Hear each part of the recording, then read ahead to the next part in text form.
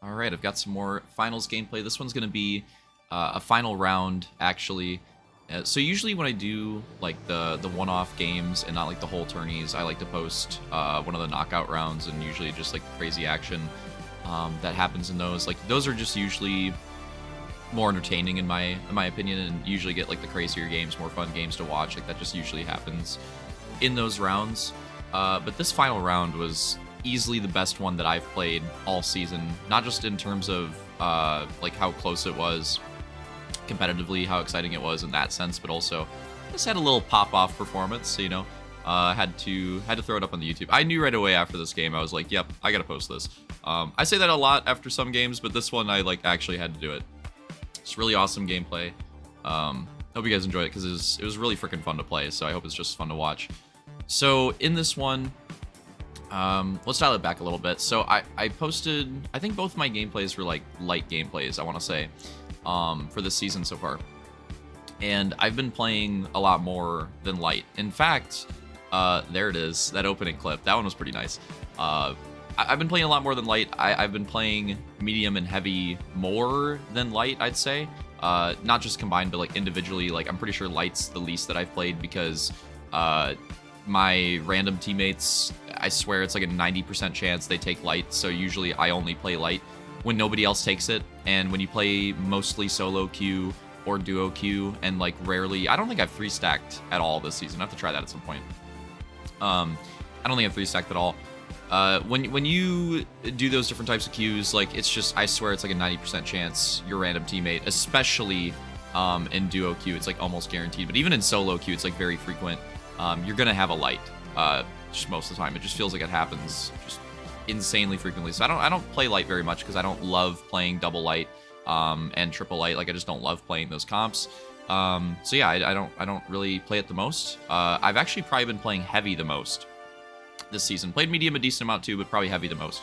So in this video, I wanted to, with this gameplay in the background, talk about heavy and different aspects of it, what I'm enjoying, what I'm not enjoying. And right there, that's the main thing. Well, we die. I was pissed. But that's the main thing that I'm enjoying this season with heavy, is the claw. So I think the claw is really, really, really, really fun. Oh yeah, I'm losing it. I'm losing full. I think the claw is really fun. I really enjoy it. It's really good, not just for using in fights.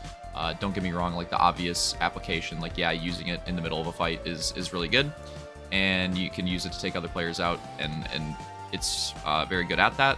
But the other aspects of it too, like the main one being able to move the cash out, is awesome. And offensively or defensively, by the way, like you can use it both ways really effectively. And I love moving the cash out with the claw, whether it be like the most obvious one is like if it's moving platforms. If it's moving platforms, you can move the cash out and you know, get it off the moving platform and set up a good spot for it that way. So that's like a really obvious application of it. Like defensively, or even if it's just a normal cash out, you can move it like out of a room that you don't like, move it into an open space, something like that, and just get it into a more advantageous position to defend. And that's obviously very strong, like really strong. Like I think that's a massive benefit of using the claw. Like again, I think a lot of people using this thing will just think about the obvious like gunfight application, and again, it is very good in the middle of fights. But the cash out usage for defense is just insane.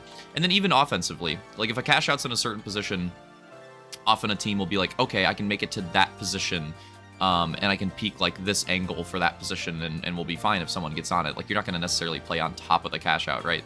But you're going to play close enough to where you can have like a good angle.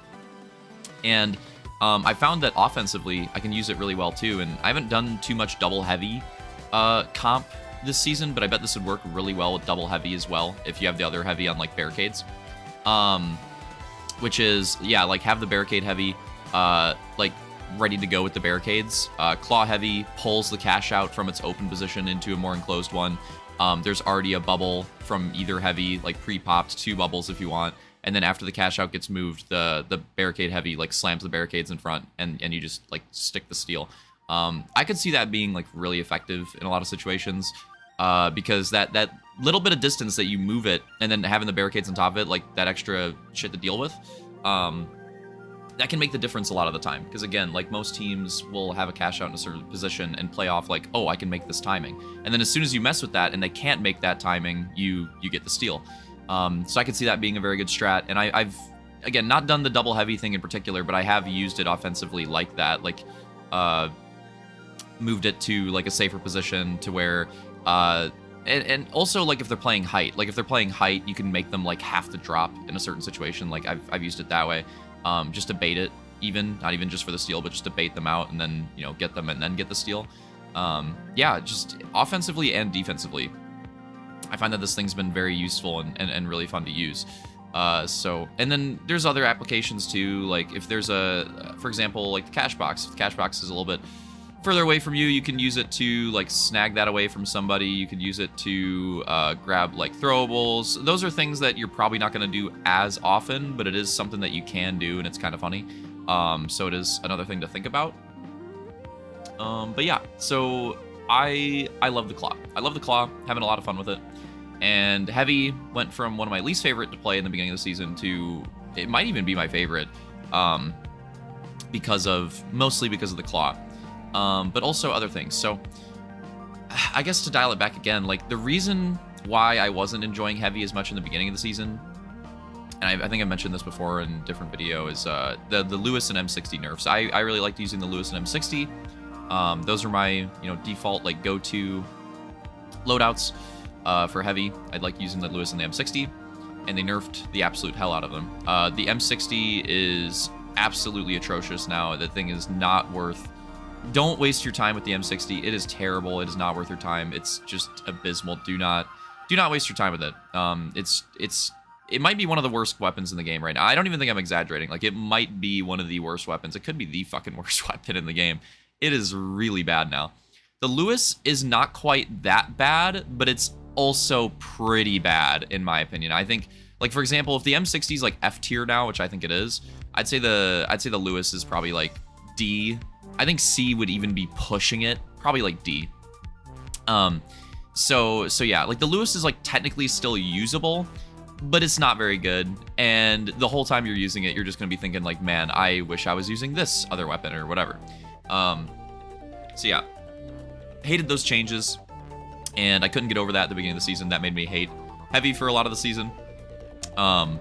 But eventually I was just like, yeah, I'm giving up on these weapons until they rebuff them or revert the change, because they're just so bad. They're just not worth touching. They completely ruined them. And I'm just going to have to go to something else. So what I go to, like naturally, the SA-12 auto shoddy is still very good. And it's still the best heavy weapon, I would say. It's like my default, it's my go-to. And when I have more heavy gameplays, I'll definitely throw some up with the SA-12. But the KS23 that I'm using in this video, I wanted to highlight this one for this video. I think this gun is very underrated this season. I think this gun is very underrated. So the buff that it got in this season, if I recall correctly, was just a nice rate of fire buff. They made the pump action between shots pretty decent amount quicker. I'm doing this off memory. I want to say it was like 0.76 seconds or something like that, and they made it to like 0.51. So like a pretty significant boost to the rate of fire. Again, those numbers might be a bit off. I'm going off memory on that. But I mean, you can just use it. It feels a lot better. It feels like it shoots a lot quicker. And that rate of fire change is really nice. Obviously, that's a straight time to kill change, and the time to kill does feel a lot better on it, and it feels like a lot of those close gunfights I'm able to win more consistently with this weapon. But the reason, well, the KS23's got a few things going for it. So for one, it's hard to hit. It is a projectile weapon. Most of the weapons in the game aren't projectile. The bow is probably easier to hit shots with than the KS23, which is kind of troll, but it's probably easier. Not probably, I would say it is easier. So yeah, the projectile, it's going to take a little bit to get used to. But like the bow, once you get used to it, it is very rewarding. This thing hits like a truck. It hits very, very hard. Does plenty of damage. Even against lights, which is where this gun's going to shine less, is when you're in a light-focused lobby.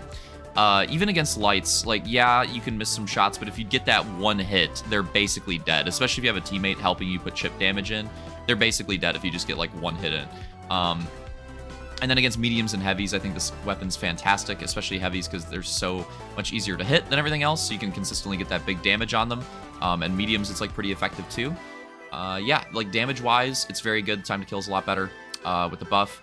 I don't think I use it very much in this gameplay, but something I've been trying to incorporate more with this weapon that I think is really cool and really useful as well, getting hyped here, is it can break structures very easily. The destruction on this weapon is very strong. So try it. Like, try the weapon and just try shooting at, like, rooftops. Try shooting at walls or whatever, floors. And you'll find that you can destroy a lot of surfaces, like, really easily with the weapon. Again, you don't need, like, explosives with the weapon. Suspended structures. Opix's comment is pretty funny. That is true. I might have to make a video on that. Sorry. It is true. But yeah, so suspended structures, you can take down the structures even by shooting out the supports with the KS23. Much better than using like an RPG or having a double heavy comp and using like 2 RPGs. It's a lot easier to do it that way.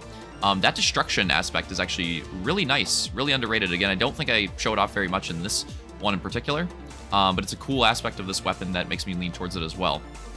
I think that that aspect of it is very good. And honestly, I think that just talking about the damage, I think the damage output, if you're hitting your shots, is just higher on the slug compared to the SA. Well, the range too. Like, it's weird because yes, this weapon's a shotgun, and yes, it's got the projectile, so you don't necessarily think about range. But like, look at those shots right there. Just 3 hits from range take out so much of that health bar.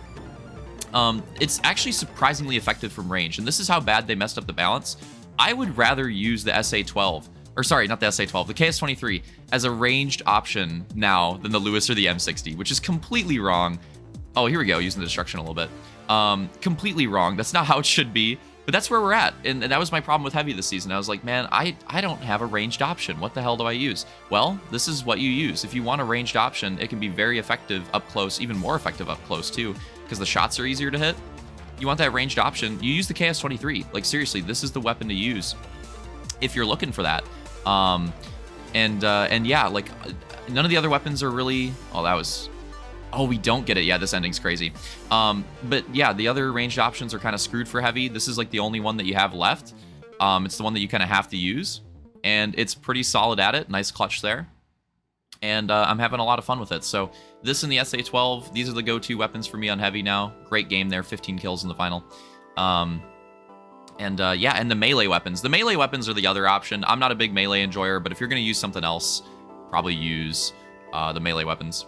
But yeah, that's where Heavy's at. Yep, 15 LOL, exactly. 15 banger in the finals. It's pretty crazy. But yeah, you kind of have to use these weapons. If you haven't used the Slug Shotty, give it a shot. Give it a shot. I think it's pretty fun and surprisingly more effective than you'd think. Let's talk more about it in another one. I'll try to do more of these videos. I've been a bit lazy with it. We'll get on it. Hope you guys enjoyed this one, and see you in the next one.